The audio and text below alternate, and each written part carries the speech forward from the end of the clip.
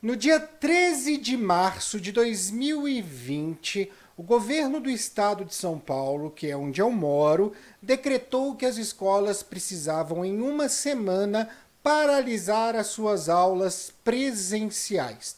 Eu, como coordenador de um colégio aqui em São Paulo, tive que correr atrás de atender essa normativa do governo. E aí, junto com a equipe do colégio, montamos toda uma estrutura para que no dia 19 de março nós iniciássemos a nossa quarentena, o nosso processo remoto. Desde então, eu estou em casa. Claro, saí para fazer compras, também saí para o retorno gradual das aulas, que foi muito curto e já foi interrompido novamente, mas, de certa forma, hoje, dia 19 de março de 2021, dia que esse vídeo está indo ao ar, eu estou aqui completando um ano de isolamento social. E esse ano não é para ser comemorado. Não acredito que nós tenhamos tanta coisa para comemorar assim. É um ano para ser marcado. É necessário manter a marca, compreender, refletir tudo que aconteceu até os dias de hoje. Beleza?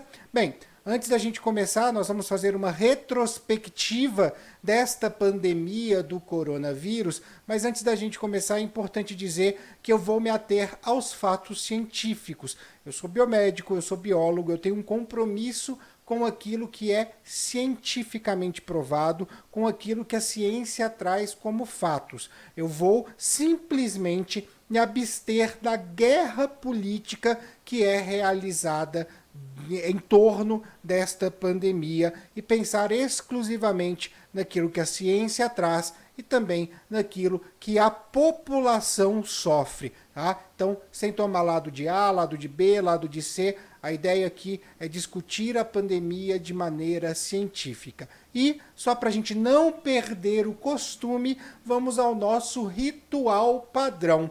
Se você é novo por aqui, seja muito bem-vindo. Aproveite e inscreva-se no canal, ative o sininho das notificações, dê o seu like maneiro para ajudar o canal a crescer. Hoje, pega papel, caneta, o coração, a memória, as emoções, porque é hora de estudo, de lembranças, de planejamento, de sonhos, é hora de muita coisa. O SARS-CoV-2, que é o nome original do coronavírus, é um vírus de RNA que tem um envelope lipoproteico, é um vírus envelopado, e nesse envelope nós vamos encontrar uma proteína, que é inclusive o seu marcador imunológico, que é a proteína S.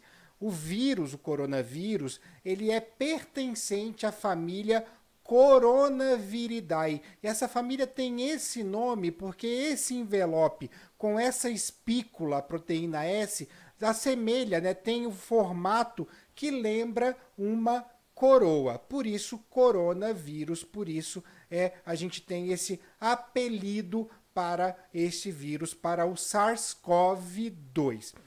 A gente tem no SARS-CoV-2 uma sintomatologia que muitas vezes pode ser trazida como uma síndrome gripal, febre, dor de cabeça, uma dor no corpo, uma tosse seca, mas que também evolui com muita facilidade para uma síndrome respiratória, atacando aí os órgãos mais internos do nosso sistema respiratório, os brônquios, os pulmões e trazendo aí uma insuficiência respiratória muito importante. Há também quadros na sua sintomatologia clássica que traz diarreia, vômitos, náuseas e por aí vai, montando aí um escopo de sintomas que fica característico a essa síndrome. Por se tratar de um vírus respiratório que causa, que evolui com muita facilidade para uma síndrome respiratória, nós temos aí uma grande quantidade de pessoas que se encontram no grupo de risco. E essas pessoas geralmente têm alguma situação no seu transporte de oxigênio como um todo, tanto na captação como no transporte sanguíneo. E por esse motivo nós temos aí asmáticos, pessoas com bronquite, pessoas com cardiopatias, com anemia, sendo tanto a anemia ferropriva quanto a anemia falciforme. Então, essas pessoas acabam se tornando grupo de risco para o SARS-CoV-2, porque elas já têm aí uma deficiência, elas já têm aí algum comprometimento na captação ou no transporte do oxigênio. E na síndrome respiratória, como a gente vai prejudicar esse processo ainda mais, é óbvio que essas pessoas correm um risco muito maior do que umas pessoas que não têm esse histórico médico. Além disso, nós temos como grupo de risco pessoas obesas, diabéticos, e aí entra o quadro dos idosos, isso é muito importante, e dos imunodeprimidos, sejam aqueles que fazem um tratamento de imunodepressão, como transplantados, sejam aqueles que também possuem uma doença autoimune. Por quê? Porque nesses casos nós temos uma diminuição do sistema imunológico desses pacientes. Eu vou inclusive deixar aqui o card do vídeo que falamos sobre sistema imunológico para que vocês possam relembrar como ele funciona. Bem, no caso de pessoas com doenças autoimunes e imunodeprimidos por conta de transplante, por exemplo, é óbvio que fica muito claro para a gente que o sistema imunológico não está trabalhando com 100% da sua atividade, ou essa atividade ela está, de certa forma, comprometida por algum defeito, afinal, um autoimune reconhece o seu próprio corpo como inimigo do sistema imunológico, e aí é claro que o vírus ganha um espaço muito bom para poder fazer o que bem quiser, já que o sistema imunológico está fragilizado. No caso dos idosos, mesmo que nós não tenhamos nenhum comprometimento de doença, a gente tem que pensar na própria formação do nosso sistema imunológico. Quando nós nascemos e até lá os 5 anos de idade, praticamente todos os nossos ossos produzem células imunológicas, células sanguíneas, glóbulos vermelhos também. Isso é bastante importante porque nós estamos numa fase de crescimento e é uma fase de descobrimento do mundo. Então, uma fase que a gente precisa ter bastante célula imunológica até para poder construir da nossa memória imunológica, ter essa biblioteca. Já no caso dos idosos, eles têm uma quantidade menor de ossos produzindo essas células, porque depois dos 5 anos, praticamente só os ossos longos e chatos produzem as células sanguíneas. E aí essa capacidade vai diminuindo ao decorrer do tempo. E por esse motivo a gente tem aí uma situação bastante preocupante com os idosos. Por isso eles são grupo de risco.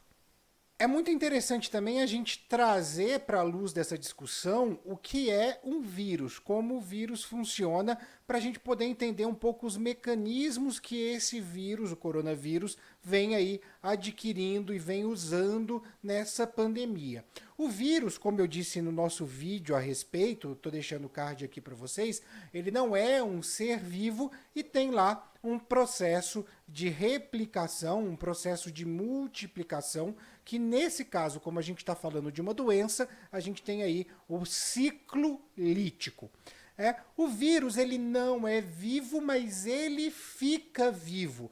Quando ele começa a controlar o aparato celular de um outro organismo, seja de uma bactéria, seja de um organismo superior, ele fica vivo porque ele adquire não só a estrutura celular, mas também adquire metabolismo. O material genético dele consegue ser lido, ele consegue então participar da síntese proteica e por aí vai.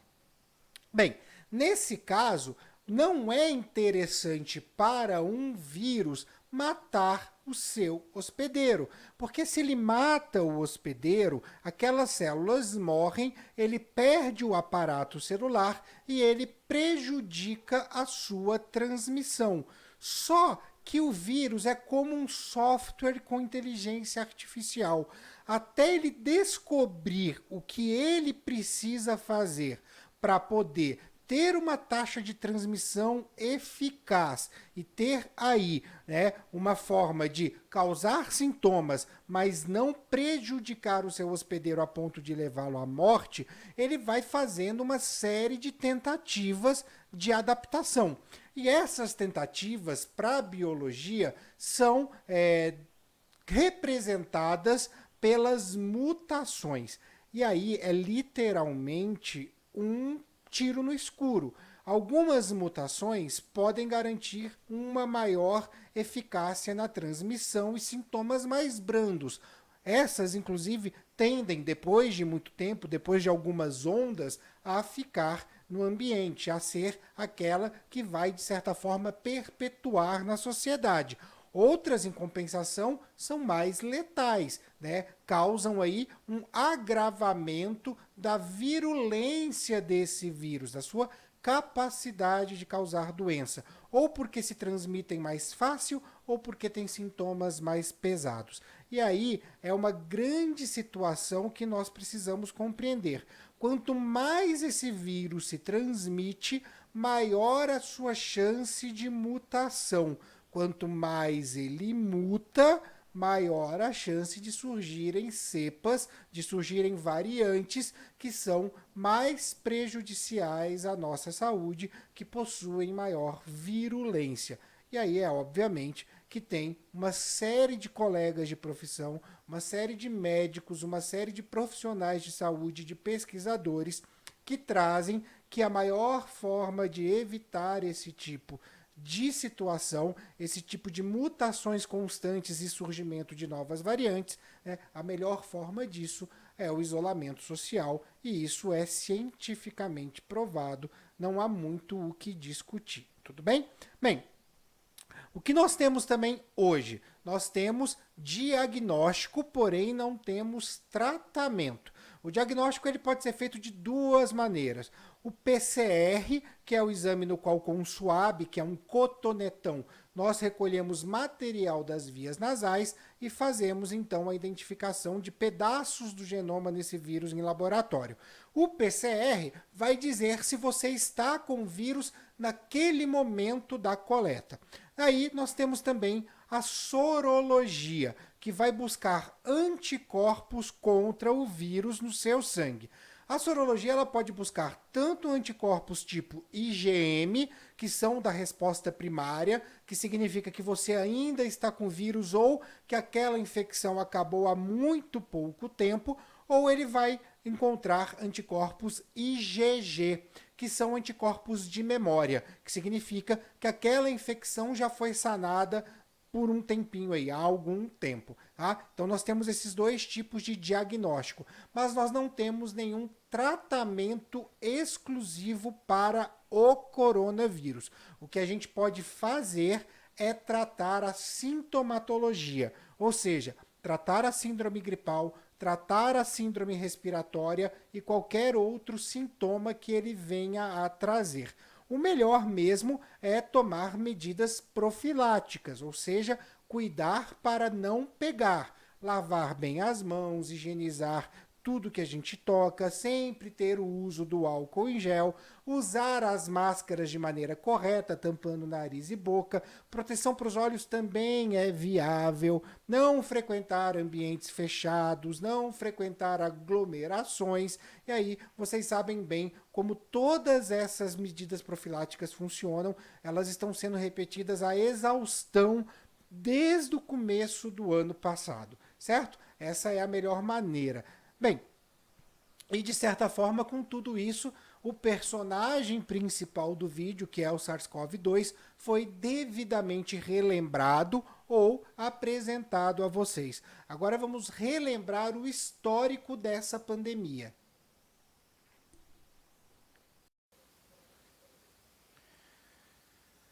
Não se sabe ao certo de onde veio o SARS-CoV-2. Em Wuhan, na China, eu acho que é assim que fala, né? Wuhan, na China, nós tivemos lá os primeiros casos diagnosticados em dezembro de 2019 e muito se atribuiu naquele momento a uma infecção causada por frutos do mar, porque foi no mercado de frutos do mar que se acredita que que o vírus se espalhou localmente pela primeira vez. Também vieram outras hipóteses, né, do consumo de morcego e por aí vai, mas nada disso foi provado. Então a gente não tem ideia ainda da origem. Os primeiros diagnósticos, sim, vieram de Wuhan, na China, mas esse vírus pode ter aparecido em outros locais, em outras situações, em outros cantos do mundo, e na China ele, na verdade, teve aí o seu início de transmissão maior. Tudo bem? Então, a gente tem lá, dia 8 de dezembro, inicia um número de casos, né, de uma certa pneumonia nos hospitais de Wuhan. As autoridades de saúde começam a ficar preocupadas porque se trata de um caso de síndrome respiratória aguda, e aí a gente começa a perceber as autoridades se movimentando na cidade, né, na província de Wuhan, para poder conter o avanço dessa pneumonia. Tanto que no dia 30 de dezembro a gente tem aí o fechamento do mercado, e no dia 31 a gente tem a província de Wuhan notificando a Organização Mundial de Saúde sobre o que está acontecendo. E aí é nesse momento, né, no finalzinho de 2019, que a gente tem a luz amarela piscando no mundo, porque a Organização Mundial de Saúde foi devidamente notificada. Mas muito ainda viria depois disso. Tá? No dia 9 de janeiro de 2020, a gente teve a identificação do vírus. Foi aí que nós conhecemos o que hoje nós chamamos de coronavírus, ou foi aí que nós conhecemos o SARS-CoV-2. Já no dia seguinte ao conhecimento, à identificação do vírus, nós tivemos o primeiro óbito na China. Morre o primeiro paciente contaminado com coronavírus oficialmente na China.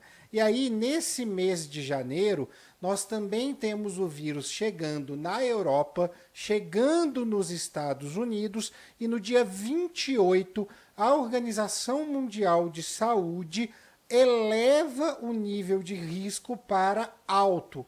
Apaga-se a luz amarela que nós acendemos lá no finalzinho de dezembro e acende-se agora a luz vermelha. Estamos em um nível de risco alto.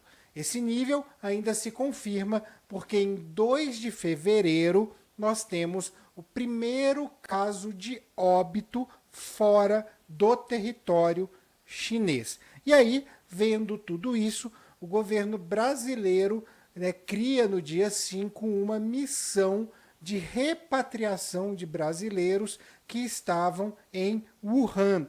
Ele encaminha um avião da FAB para Wuhan, pega os brasileiros que estão lá, eu acho que era uma média de 40 pessoas, se eu não me engano, leva para um hotel aqui no Brasil para passar por 2 semanas de quarentena, garantindo assim que eles não vão transmitir o vírus dentro do Brasil.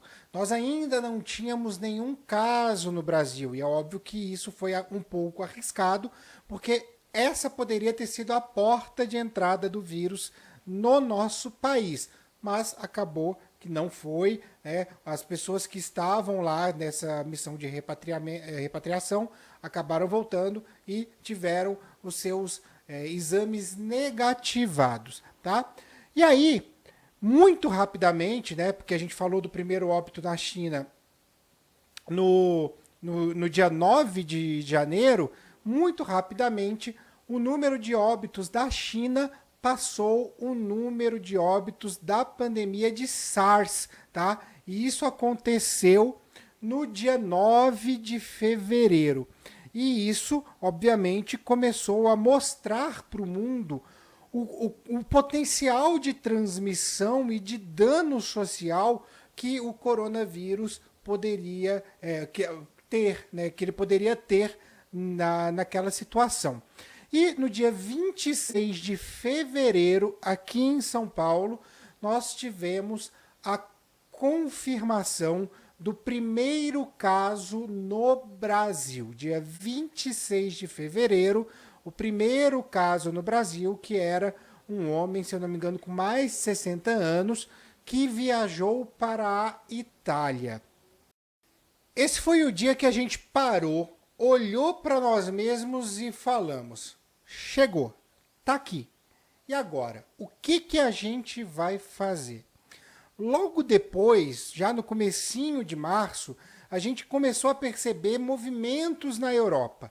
No dia 2 de março, a gente teve os primeiros casos em Portugal.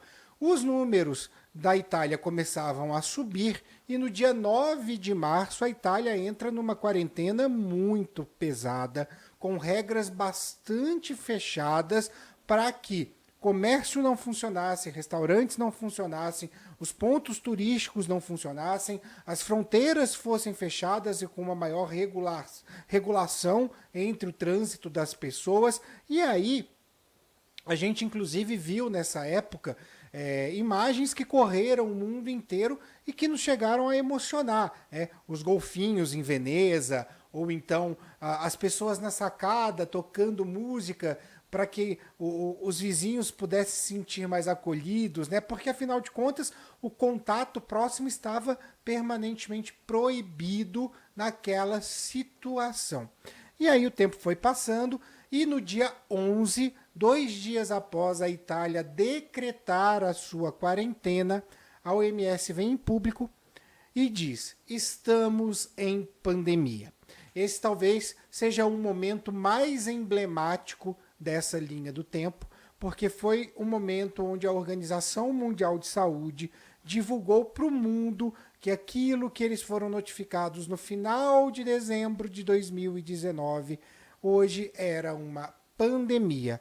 A luz vermelha que foi acesa no final de janeiro intensifica sua luz, a sua luminosidade, a sua cor, e ela também tem acompanhando agora as sirenes berrando bem alto, mas bem alto mesmo.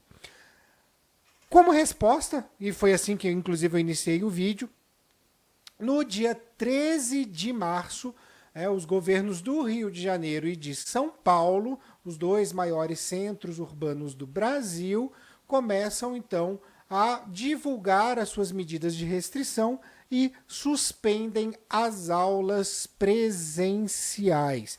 Existe essa suspensão. Enquanto isso, no dia 19 de março, nós enxergamos, observamos aqui de longe a Itália ultrapassar a China em número de casos e se tornar naquele momento o epicentro da pandemia. No dia 24 de março, voltando para o Brasil, as medidas restritivas tomadas por São Paulo e Rio de Janeiro começam a funcionar efetivamente. A gente sai daquele processo de transição para que as pessoas, as empresas possam se organizar e a gente começa então a ter medidas restritivas funcionando, medidas restritivas mais austeras em relação à pandemia, né? Em relação à necessidade de profilaxia. Mas, um pouco depois disso, nós observamos o epicentro da pandemia mudar. Antes era a Itália e aí no dia 26 se torna os Estados Unidos. Os Estados Unidos passam a Itália em número de casos. Ultrapassam a Itália, então, consequentemente, também ultrapassam a China. E uma pesquisa divulgada em abril, no começo de abril, no dia 8 de abril, mostra que a maior parte dos casos que se encontra nos Estados Unidos é geneticamente mais próxima ao vírus que circula na Europa do que ao vírus que circula na China.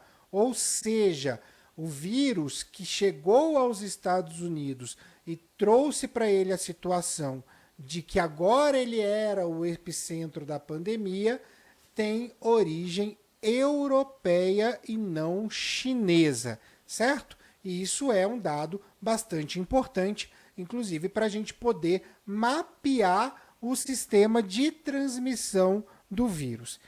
E aí, infelizmente, no dia 10 de abril, a gente chega à marca significativa no Brasil de 1.000 óbitos. Naquele momento, veio um desespero muito grande, porque 1.000 óbitos era muita coisa. E a gente achava que a situação realmente estava descontrolada. Mas eu estou falando só de abril de 2020. Muita água passou por debaixo dessa ponte, então vamos continuar na nossa linha do tempo. Bem, a gente teve aí os 1.000 óbitos no Brasil e no dia 16 de abril, o Luiz Henrique Mandetta, que até então ocupava o cargo de ministro da Saúde no Brasil, ele deixa o governo e, alguns poucos dias depois, quem assume é o Nelson Teich. A primeira troca no Ministério da Saúde que nós temos no cenário brasileiro. E aí, no dia 22 de abril, que era um temor de muita gente, nós temos os primeiros óbitos em casas de repouso para idosos, popularmente se chamam de asilos, acontecendo. Então, essa população que já sabia ser mais frágil ao coronavírus começa a definitivamente ser atingida nos locais onde elas deveriam estar seguras. E aí, né, em maio, no dia 4 de maio, é publicado um estudo, e mais uma vez, como eu disse para vocês, o link está aqui na descrição do vídeo, né, um estudo dizendo que talvez não tenha sido na China que o vírus surgiu. Afinal de contas, fizeram aí alguns exames em pacientes que sofreram por pneumonia e síndrome respiratória na França em dezembro de 2019 e se diagnosticou para estes pacientes o coronavírus. Então, começou a se investigar essa história do coronavírus. Realmente surgiu na China? Será que outros casos de pneumonia que apareceram no mundo não poderiam já ser o coronavírus? E a França trouxe isso aí para conhecimento de todo mundo, tá? E aí, em maio, passou pouco tempo, é fato, né? No dia 15 de maio, o Nelson Teich deixa a pasta do Ministério da Saúde e assume de maneira interina o Eduardo Pazuello, que a gente já sabe ficou até essa semana, né? De forma interina, ele ficou aí praticamente um ano no cargo. Em algum momento ele foi oficializado e o presidente disse mesmo que seria ele e tal, mas no dia 15 de maio foi quando o Teich saiu e o Pazuello, então, assumiu. E aí você pode até se perguntar e falar, né? Não, mas Thiago, você falou que não ia falar sobre política. Falar sobre política, guerra política, realmente não me interessa nesse vídeo. Mas quando a gente tem troca no comando do Ministério da Saúde, a gente está falando de políticas de saúde. E aí é óbvio, né, que é importante a gente citar sempre qualquer troca de comando do Ministério da Saúde, ou até mesmo quando isso for significativo para estados e municípios, porque as políticas de saúde, elas determinam muito sobre as ações que nós teremos para o combate da pandemia, beleza? Bem, continuando, no dia 11 de junho, Pequim volta a registrar transmissões locais no seu território. A China, tanto em Wuhan quanto em Pequim, tinha cessado ou diminuído muito o nível de transmissões locais, que é aquela transmissão que acontece entre pessoas da mesma região. E aí a gente teve Pequim voltando a assumir medidas de isolamento, medidas restritivas. No dia 15 de junho, a União Europeia, que já tinha aí uma tranquilidade maior, começava a ver seus casos diminuindo, abre as fronteiras entre os seus países, tá? Então, ela abriu exclusivamente as fronteiras internas. E aí, no dia 17, que é importante, a OMS, a Organização Mundial de Saúde, interrompe os testes com a hidroxicloroquina, define que o remédio não tem ação antiviral, que seja significativa no combate à pandemia do coronavírus, e acena positivamente para a dexametasona. Tá? Então, ela desconsidera um, mas acena positivamente, vê bons resultados em outro. E aí, no dia 19 de junho, nós chegamos à casa de 1 milhão de casos. Seria próximo a 0,5% da nossa população contaminada. Muita gente, um número de casos bastante preocupante naquela época, né? Mas, ao mesmo tempo, no dia seguinte a gente bater a meta aí, né? O número de 1 milhão de casos, no dia 20 a gente tem aí a primeira brasileira vacinada de forma experimental, uma voluntária, testando aí a vacina da Oxford. E para fechar o mês de junho, o mundo ultrapassa seus 10 milhões de casos. Ou seja, o mundo tem aí um acréscimo enorme no número de casos, uma curva bastante alta e óbvio que o coração se aperta a cada dia que passa. No dia 7 de julho, a gente tem a confirmação. O presidente da República está testado positivamente para a Covid-19. E aí é importante a gente falar do caso da contaminação do presidente do Brasil, porque ele fez a opção, mesmo que a OMS dissesse que não era bom fazer, né, por tratar com a hidroxicloroquina, e inclusive tem aquela... fez uma certa propaganda, né, do medicamento. Foi uma coisa que foi bastante intensiva na nossa mídia, nas discussões, né, o uso da hidroxicloroquina como tratamento para a Covid-19. E aí depois, inclusive, surgiu a ideia do tratamento precoce, o que eu já digo como biólogo e biomédico, lembrando sempre que eu estou atento aos fatos científicos, não existe, certo? Bem, no mês de junho também, mais precisamente no dia 14, a vacina da Moderna começa a apresentar resultados muito positivos. Essa vacina que tem seus estudos nos Estados Unidos. E isso também vem, né, essa notícia boa vem com uma notícia não tão boa. Um estudo mostra que talvez a imunidade contra o SARS-CoV-2 não seja assim tão duradoura, o que abre para nós uma série de possibilidades. A primeira em relação às vacinas que estavam sendo pesquisadas. Elas vão ter efeito? Quanto tempo elas vão durar? Vai precisar de reforço de quanto em quanto tempo? E essas são respostas que, mesmo que a gente hoje tenha as vacinas, só o tempo vai poder dizer com muita, com muita certeza como isso vai ter que ser administrado, se a gente vai precisar de reforço, quanto tempo essas vacinas são eficazes e por aí vai.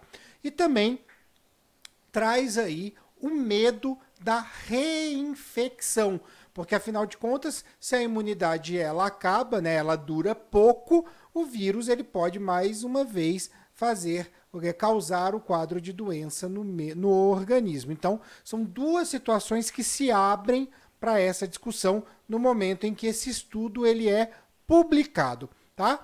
Um estudo também no mesmo mês, tá? No dia 24, mostra que o raio de transmissão do coronavírus é de 8 metros. Ou seja, duas pessoas que não estão utilizando equipamento de proteção, a máscara, né, higienizando a mão com álcool gel e tudo mais. Se uma delas está contaminada e por um acaso tosse, esse vírus ele tem possibilidade de contaminar a outra pessoa num raio de 8 metros, o que é bastante. E aí, no dia 25 desse mês, um dia depois desse estudo ser revelado, a OMS vem a público dizendo que parece que nós estamos no pico da primeira onda da pandemia do coronavírus. Logo depois, no dia 8 de agosto, o Brasil chega à marca triste de 100 mil óbitos.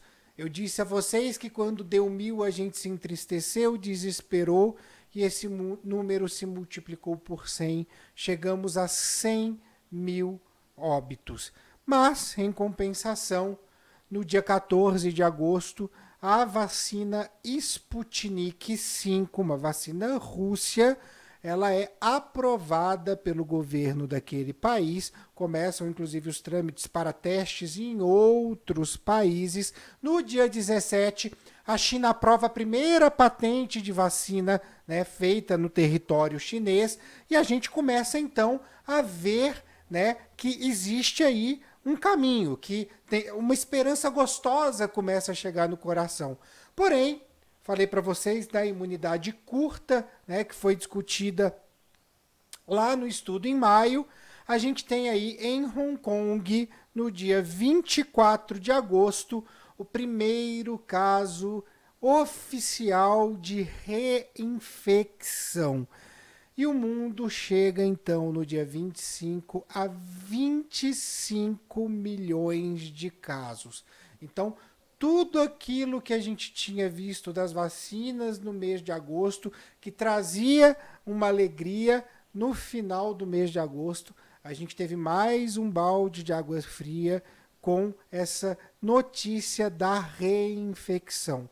Avançamos para setembro, as vacinas voltam a ser discutidas, a Sputnik começa a apresentar resultados muito positivos, tá? O Wuhan, inclusive, que é, né, o foco, a origem do vírus até então, começa a voltar à sua vida normal, comércio, entretenimento, começa a ter festa de novo em Wuhan, tá? Mas, de novo, a gente recebe um balde de água fria e no dia 29 de setembro, o mundo alcança a triste marca de 1 milhão de óbitos. 1 milhão de pessoas morreram por conta do coronavírus. E aí, em outubro, a gente tem aí uma situação que vem de encontro, inclusive, com essa ideia da reinfecção, com essa ideia das mutações. Surge no Reino Unido a variante B117 ou B117, tá? Que é uma variante conhecida também como variante inglesa, tá? A gente tem aí também um estudo que diz que em determinadas superfícies o coronavírus pode durar, resistir até 28 dias. Então ele já tinha um raio de transmissão de 8 metros e agora ele pode durar, dependendo da superfície, por 28 dias. E com tudo isso, a Europa começa a considerar estar na segunda onda e o número de casos e o número de óbitos começa a crescer muito, No Brasil, no começo de novembro, a gente tem aí a Coronavac, que é a vacina desenvolvida pela China e com a participação fundamental do Instituto Butantan. A Coronavac entra na terceira fase de testes no Brasil, tá? Enquanto o mundo, no dia 4 de novembro, supera por dia 11 mil óbitos. Praticamente uma guerra, literalmente uma guerra, tá? As vacinas começam a ser produzidas, elas começam a ter suas pesquisas finalizadas e no dia 8 de dezembro o primeiro país começa a sua campanha de vacinação. Foi justamente o país onde surgiu a variante B117, o Reino Unido. E aí, com a vacina sendo uma realidade, estando mais próxima, o governo federal apresenta então um rascunho, e assim, rascunho é porque literalmente é um rascunho de Plano Nacional de Imunização. Falando mais ou menos de onde vai comprar, quem vai comprar, como vai comprar, né? Então ele começa a desenhar como será o Plano Nacional de Imunização. Mas, né, pensando nessa questão da imunização, a gente já finalizando aí as pesquisas da Coronavac, a pesquisa da Oxford também em conjunto com a Fiocruz, outra instituição fundamental nesse processo de imunização, tá? No dia 18, a gente conhece uma outra variante do vírus, que é a B1.351, que é a variante da África do Sul, e tanto ela quanto a variante do Reino Unido possuem alterações, mutações que mudam a proteína S. E isso pode gerar a longo prazo, né, se essas mutações continuam, aquele momento disseram que não, que estava tudo bem. Mas se essas mutações continuam, a gente pode gerar inclusive variantes que não são cobertas pelas vacinas. E no dia 2 de janeiro, a gente descobre a nossa variante. A variante P1, que é uma variante que possivelmente surgiu no Amazonas. Ela não foi descoberta no Brasil, ela foi descoberta no Japão, né? Um grupo de japoneses que veio visitar o Amazonas, né? Foi até a Amazônia e quando voltou contaminada com Covid-19, né, com um quadro de Covid-19, fizeram um estudo nessa variante e descobriram que se tratava de uma nova variante que recebeu o nome de variante P1.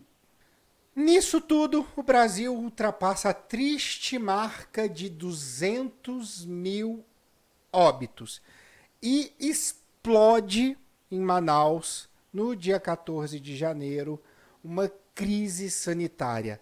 Falta oxigênio nos hospitais e as pessoas começam a ir a óbito por coronavírus por não terem equipamento para o tratamento.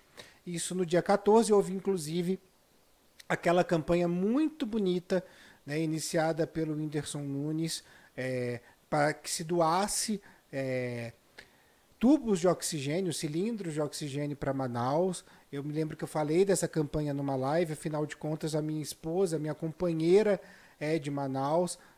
Dias depois disso, ela infelizmente veio a perder a avó dela por conta do coronavírus, então foi uma morte próxima a nós, né? A afetou muito e obviamente se a afeta a mim também. Então a preocupação nossa aqui em casa exclusivamente foi bastante grande. Ela também teve nessa mesma época uma amiga que se reinfectou e teve que ser internada. Então toda essa preocupação daquela crise que estava explodindo em Manaus acabou me atingindo bastante. E no dia 17, o belo dia 17, um dia feliz na história de 2021, dia 17 de janeiro, a Anvisa, Agência Nacional de Vigilância Sanitária, dá ok, né? Autoriza o uso emergencial da Coronavac do Butantan e da vacina da Oxford AstraZeneca da Fiocruz. E a gente começa então os nossos processos de vacinação, aquela cena linda que nós vimos, inclusive, da enfermeira, da Mônica Calazans, ser vacinada, a primeira mulher, a primeira pessoa vacinada oficialmente no Brasil, obviamente excluindo aqueles que participaram dos testes, tá? No dia 23 de fevereiro, a gente tem mais uma boa notícia, que é a aprovação, dessa vez o registro definitivo da vacina da Pfizer. Porém, com a vacinação acontecendo e a gente vacinando indiscutivelmente pouco no Brasil, o número de casos não parou de crescer, o número de óbitos não parou de crescer. E no dia 26 de fevereiro, as redes de saúde, tanto privadas quanto públicas, anunciaram que o colapso era eminente. E aí a gente entra agora no mês de março. E o mês de março está sendo bastante difícil para a gente. A gente percebe que os governos estaduais, mais uma vez, voltaram a tomar medidas restritivas. Aqui no governo de São Paulo, por exemplo, houve a suspensão das aulas, principalmente pelo governo municipal. A gente tem 2 cidades que decretaram lockdown nesse momento, que é Ribeirão Preto e São José do Rio Preto. Araraquara passou por essa mesma situação, mas viu, por conta dessa medida, os casos e os óbitos diminuírem. E a gente tem hoje mais de 2.500 casos por dia, quase chegando a 3.000 casos, óbitos, na verdade, por dia. Estamos aí ultrapassando 280 mil óbitos e um número de casos, então, que já se perdeu de vista. Tá? Estamos em risco, estamos necessitando olhar para nós mesmos e para os outros.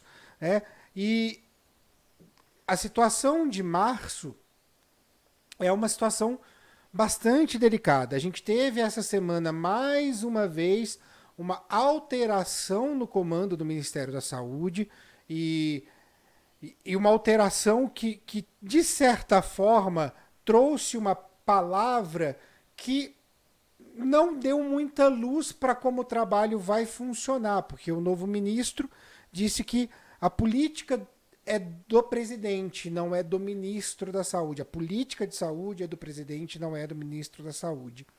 E aí, é óbvio que as críticas vêm, é óbvio que a preocupação vem, existem os que defendem, existem os que atacam, existem os que estão com medo, mas eu quero fazer uma análise um pouco mais imparcial nesse momento, por mais que eu tenha a minha opinião como cidadão, como pessoa, como alguém que desenvolve a cada dia mais empatia. No meio disso tudo está quem?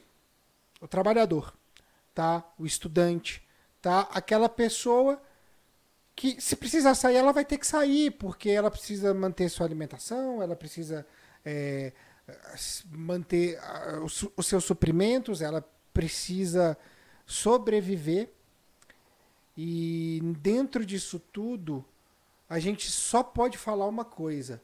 Se você puder ficar em casa, por favor, por você, pelos que você ama, pela sua família, por mim, por todos, fique em casa. Eu estou trabalhando de maneira remota no colégio esses dias, pelo menos até dia 5 de abril assim vai continuar.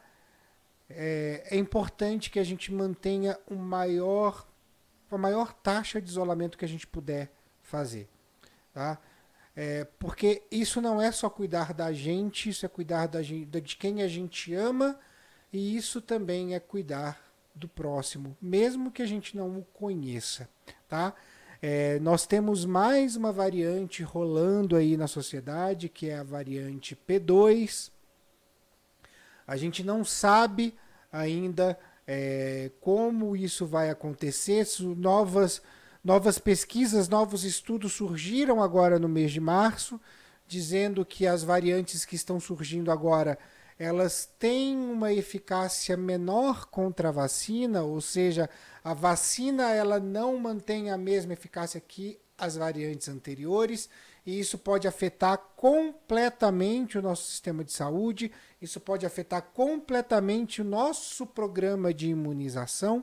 Tá? No entanto, hoje a vacina tem sua eficácia diminuída por essas novas variantes, mas pode acontecer de surgir uma variante no qual a vacina não tenha eficácia. E aí a gente volta para estaca zero. Então, é importante que nós nos cuidemos, tá?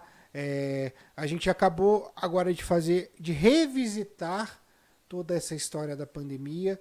Nós observamos que, por mais que muitas vezes tivéssemos ações que foram julgadas como eficazes, o vírus está aí nessa segunda onda, teremos aí possivelmente uma terceira onda, não sei se em algum lugar essa terceira onda já começou e tal. O Átila com certeza é muito melhor que eu para falar dessas coisas, né? Vale a pena acompanhar inclusive as lives dele. Mas essa situação que nós temos hoje, um número de óbitos batendo recorde, um número de casos batendo recorde, chegando a quase 300 mil óbitos, e possivelmente a gente vai bater essa marca agora em março. Então, se eu puder encerrar esse vídeo, além do meu tradicional beijo a todos e a todas, encerrar com o pedido de que, se você pode, fique em casa. Eu não quero voltar em 19 de março de 2021, fazer mais uma retrospectiva de mais um ano de pandemia e trazer notícias tão ruins quanto aquelas que nós temos hoje aqui. Tá bom? Então, deixo aqui meu grande beijo a todos e a todas. Espero que esse vídeo ajude você a refletir, a pensar, e ajude você também a compreender um pouco mais de como funciona uma pandemia. Afinal de contas, tudo isso está ligado dentro dos conceitos de biologia e é o foco do canal, né? Então, eu espero que esse vídeo realmente faça aí alguma diferença, tá bom? Vou ficando por aqui. Até a próxima.